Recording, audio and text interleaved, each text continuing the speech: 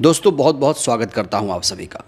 बिहार विधानसभा चुनाव से पहले चुनाव आयोग मतदाता सूची तैयार कर रहा है। आनन फानन में 8 करोड़ लोगों से दस्तावेज मांगे जा रहे हैं। इस बीच चुनाव आयोग के अधिकारियों कर्मचारियों ने ही चुनाव आयोग की पोल पट्टी खोलकर रख दी है। आपको ये तो पता ही है कि इस समय मतदाता सूची का विशेष गहन पुनरीक्षण का काम चल रहा है और ये काम 25 जुलाई तक होना है, यानी मात्र 1 महीने में इस काम को पूरा करना है। चुनाव आयोग ने इसके लिए मतदाताओं को 11 तरह के दस्तावेज दिखाने के लिए कहा था, जिसमें से कोई एक अगर दिखा देगा तो उसकी वोटर आईडी वैलिड मानी जाएगी। वो मतदाता रहेगा, वो नागरिक रहेगा। अगर नहीं दिखा पाता है तो वो ना नागरिक रहेगा ना वोटर रहेगा। इसीलिए कहा गया कि बिहार से मोदी सरकार ने चुनाव आयोग के जरिए एनआरसी शुरू करवा दी है। लेकिन अब मोदी सरकार बुरी तरीके से फंस गई है, क्योंकि कहा जाने लगा है कि मोदी सरकार ने ही चुनाव आयोग को यह कहा था कि जाओ इस तरह का एक फैसला लागू करो, लेकिन चुनाव आयोग अपने ही फैसलों में घिर गया है। दोस्तों, मैं आपको एक वीडियो दिखाने जा रहा हूं। जो बीएलओ अधिकारी मतदाताओं से दस्तावेज मांग रही थी, जब उनसे पूछा गया कि आपके पास कोई वैलिड दस्तावेज है, आप तो मतदाताओं से दस्तावेज मांग रही हो, आपके पास कौन सा दस्तावेज है, तो इस बीएलओ अधिकारी ने जो कहा दोस्तों, उसे सुनकर आप लोग हैरान रह जाएंगे। देखिए जरा ये वीडियो आंखें खोल देगा आपकी। तरन्नुम परवीन नाम मेरा है और हम यहाँ के वोटर भी हैं। क्या परेशानी आएगी ये फॉर्म भरने में? फॉर्म भरने में बहुत परेशानी है, सबके पास डॉक्यूमेंट्स नहीं मिलेगा। सब तो फॉर्म भर के दे देगा, लेकिन आपका है मेरा खुद का नहीं है। हमको नहीं देंगे, मैट्रिक का सर्टिफिकेट दे सकते हैं। 1 मिनट, ये बीएलओ हैं, बीएलओ कह रही हैं कि बहुत बड़ी परेशानी है। मैं सबको फॉर्म दे रही हूँ और ये इंस्ट्रक्शन भी दे रही हैं कि आपको क्या क्या कागजात देना होगा, लेकिन जो कागजात इसमें मांगे जा रहे हैं, बीएलओ साहिबा के पास खुद वो कागजात नहीं है। मेरे पास खुद नहीं है सर, मेरे खुद हट जाएंगे लिस्ट से। हम क्या ही ना हो सकता, हम अपना दे सकते हैं, मैट्रिक वाला दे सकते हैं। मम्मी पापा कहाँ से लाएंगे? पापा तो मेरे है ही नहीं। अब मेरे ससुर भी मर गए हैं, अब मेरी सास भी यहाँ नहीं रहती, हम किसका डॉक्यूमेंट्स देंगे? आप किसका? कोई का नहीं है, न मेरे सास का है, न मेरे पति का है, ससुर का है, न मेरे मम्मी पापा है। तो ये जो वीडियो आपने देखा, इसका सीधा सा यही मतलब है कि बहुत सारे लोगों के पास, संख्या तो 3 करोड़ है, 3 करोड़ लोगों के पास वो दस्तावेज ही नहीं जो मांगे जा रहे हैं। मतलब ये एक बहुत बड़ी साजिश थी। मतलब कि जो सत्ताधारी पार्टी है वो चाहती है कि गरीब लोग वोट ना दे पाएं। बिहार में मतदाता पुनरीक्षण का काम किस तरीके से चल रहा है, एक और वीडियो मैं आपको दिखाने जा रहा हूं। ये भी चुनाव आयोग के कर्मचारियों अधिकारियों का ही वीडियो है।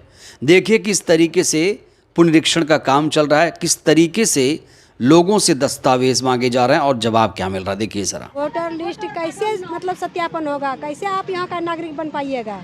इसलिए आप जो है कि अपना मतलब जो है कि ज़मीन का कागजात दीजिए या रसीद दीजिए, क्या वाला है तो वो दीजिए, जाति दीजिए, निवास दीजिए, जो डॉक्यूमेंट आपके पास इतना सारे में है वो डॉक्यूमेंट्स एगो आपको देना होगा।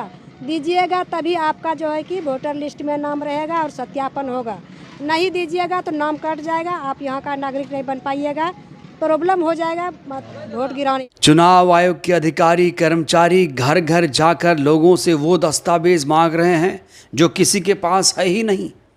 अरे आम लोगों के पास सिर्फ आधार कार्ड होता है, राशन कार्ड होता है।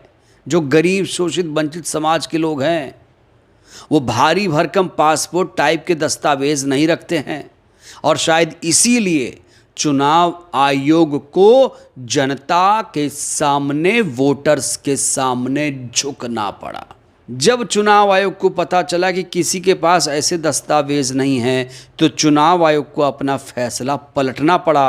अब जो बीएलओ अधिकारी हैं, कर्मचारी हैं, वो कह रहे हैं भैया जो तुम्हारे पास है वो दे दो, आधार कार्ड भी चलेगा। देखिए जरा। कोई डॉक्यूमेंट्स नहीं उपलब्ध होने के कारण हम लोग जो है कि बेबस हो करके राशन कार्ड का फोटोकॉपी ले रहे हैं और जो है कि आधार कार्ड का फोटोकॉपी ले रहे हैं, ताकि यहाँ का पब्लिक नागरिक बन के रह सके। बाकी कोई डॉक्यूमेंट्स इनके पास नहीं? जी, जिसके पास नहीं कुछ है। तो ज़्यादातर लोग क्या दे रहे हैं? ज़्यादातर लोग तो दे रहे हैं वही, मतलब जो है कि आधार कार्ड, पासबुक, राशन कार्ड, ज़मीन का रसीद बहुत कम दे रहे हैं। इसमें परेशानी है, ज़मीन के रसीद देने में परेशानी है। किसी के पास जाति निवास नहीं है। तो इस समय की सबसे बड़ी खबर यही है कि चुनाव आयोग ने वोटरों को बड़ी राहत दी है। अब बिना दस्तावेज दिखाए मतदाता सूची में नाम जुड़ जाएगा। तो ये देश के करोड़ों मतदाताओं की एक बहुत बड़ी जीत है। और कहा जा रहा है अगर उस बीएलओ का वीडियो नहीं वायरल हुआ होता, जिसमें कोई मुस्लिम बीएलओ हैं, वो कह रही हमारे पास भी ऐसे दस्तावेज नहीं हैं, तब जाकर चुनाव आयोग की आंख खुली और उसे अपना जो आदेश था, फरमान था, उसे बदलना पड़ा। बड़ा सवाल यही है, क्या चुनाव आयोग अपनी नहीं सुनता है? क्या वो सत्ताधारी पार्टी जो कहेगी वही मान लेगा? तो सत्ताधारी पार्टी के क्या इशारे पर चुनाव आयोग चल रहा है, ये बड़ा सवाल है। इस समय चुनाव आयोग की भारी फजीहत शुरू हो गई है। सोशल मीडिया पर तो लोग यही कह रहे हैं कि चुनाव आयोग अब मोदी आयोग बन चुका है और ये जो चुनाव आयोग है सत्ताधारी पार्टी के इशारे पर चल रहा है, अपनी कोई बुद्धि नहीं लगा रहा है। नए मुख्य चुनाव आयुक्त का नाम है ज्ञानेश कुमार। इससे पहले राजीव कुमार थे। राजीव कुमार बड़ी शेरो शायरी करते थे ईवीएम को लेकर। खता जब ईवीएम की होती है तो हमसे पूछते हो, पता नहीं किस तरह की शेरो शायरी बोलते थे। सवाल क्या पूछे जाते थे, जवाब कुछ और दिए जाते थे। तो अब ज्ञानेश कुमार आए हैं, ये तो किसी सवाल का जवाब ही नहीं देते हैं, ये तो राजीव कुमार से भी आगे निकल गए हैं।